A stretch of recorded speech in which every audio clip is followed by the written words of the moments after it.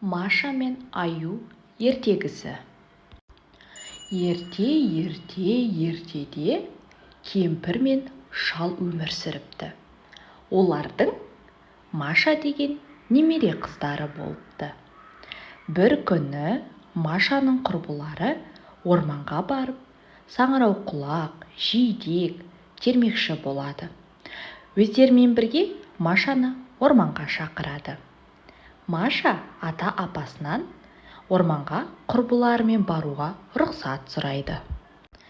Атасы Машаға: «Бара қой, бірақ құрбыларыңнан қалма, адасып кетпе», деп ескертеді. Қыздар орманға келіп, саңырауқұлақ, жидек тере бастайды. Маша ағаштан ағашқа, бұтадан бұтаға жүріп, құрбыларынан алыстап кетеді.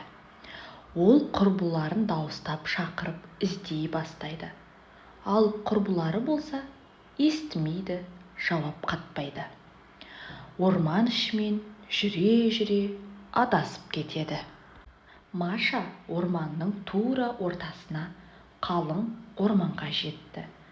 Қараса, бір үй тұр. Маша есікті тоқылдатып еді, ешкім жауап бермеді. Есікті итеріп еді, есік ашыла қалды. Маша үйге кіріп, терезе алдындағы орындыққа отырып, ойланып қалды. Бұл үйде кім тұрады? Неге ешкім көрінбейді? Дейді Маша. Бұл өте алып Аюдың үйі еді. Ол қазір үйде жоқ, орманда жүр. Кешке қарай Аю үйге келеді. Машеньканы көріп, қатты қуанып кетті. «Ал, мен сені енді ешқайда жібермеймін. Менімен бірге тұрасың. Пешке от жағып, тамақ пісіресің. Мені ботқамен тамақтандырасың», дейді Аю. Маша күрсінді, қиналды, бірақ ештеңе істей алмайтынын түсінді. Аюмен бірге тұра бастады. Аю күнде кешке дейін орманға кетіп қалады. Кетерде Машаға үйден сұраусыз кетпеуін есіне салады. «Ал егер қашып кететін болсам, бәрібір ұстап алып, жеп қоямын», дейді Аю. Машенька Аюдан қалай қашып кету жолдарын ойлай бастады. Айнала қалың орман, қай жаққа баруын білмейді. Жол сұрайтындай ешкім де жоқ. Ойлай бір амалын тапты. Бір күні орманнан Аю қайтып келгенде, Машенька одан сұрана бастайды. «Аю, мені бір күнге ауылға жіберші. Атама, әжеме тәттілерімді апарып келейін», дейді Машенька. «Жоқ, жіберсем, сен орманда адасып кетесің. Тәттілеріңді дайында, мен өзім апарып беремін», дейді Аю. Ал Машенькаға сол керек еді. Ол көп көлемде бәліштер пісіреді. Үлкен қорапты алып Аюға ескертеді.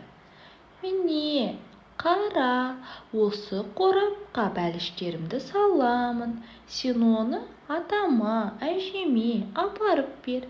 Бірақ есіңде болсын, қорапты жол бойы ашушы болма. Бәліштерімді жеме. Мен еменнің басына шығып, сені бақылап отырамын», дейді Машенька. «Жарайды, маған қорапты бер», дейді Аю. Маша оған: «Далаға шығып қарашы, жауын жауып тұрған жоқ па?» Аю далаға шыққан кезде Машенька тез етіп қорапқа кіріп, басына пісірілген тағамды қойып отыра қалады. Аю үйге кірсе, қорап дайын тұр екен. Оны арқасына салып алып, ауылға қарай жүре бастайды. Аю орманның арасымен келе жатыр. Енді қайыңдар арасымен жүріп келеді. Дөңге көтеріледі, төмен түседі. Жүре-жүре шаршады да өз-өзіне былай дейді: тасқа отырып бәліштерді жеймін. Ал Машенька: көріп тұрмын, тасқа отырма, бәліштерді жеме, атама апар, әжеме апар дейді. Не деген қыран көзді, бәрін көріп отыр, деп ойлайды аю. Қорапты көтеріп алып, әрі қарай жүріп кетті. Жүре-жүре шаршады да тоқтап отыра кетіп ойлайды: тасқа отырып бәліштерді жеймін. Ал Машенька: көріп тұрмын, тасқа отырма, бәліштерді жеме, атама апар, әжеме апар дейді Машенька. Аю таң қалады. Неткен қу, биікте отыр, алыстан көріп тұр, деп ойлайды аю. Тұрып алып, ары қарай кетті. Ауылға келді. Атасы, әжесі тұрған үйді тауып алды. Барлық күшімен сыртқы есікті тоқылдата бастады. Ашыңдар, мен Машенька пісірген бәліштерді әкелдім, дейді аю. Ал иттер аюды иісінен сезіп қалып, оған тап берді. Барлық бұрыштан жүгіріп келіп, үріп жатыр. Аю қорқып кетті. Қорапты қоршаудың алдына қараусыз жерге қоя сала, орманға қарай қаша жөнелді. Қорапта не бар екен? Деді әжесі. Атасы қораптың қақпағын ашып қараса, өз көзіне өзі сенбей қалды. Қорапта аман-есен Машенька отыр екен. Атасы мен әжесі қатты қуанып кетті. Маша атасы мен әжесіне болған оқиғаны басынан бастап айтып береді.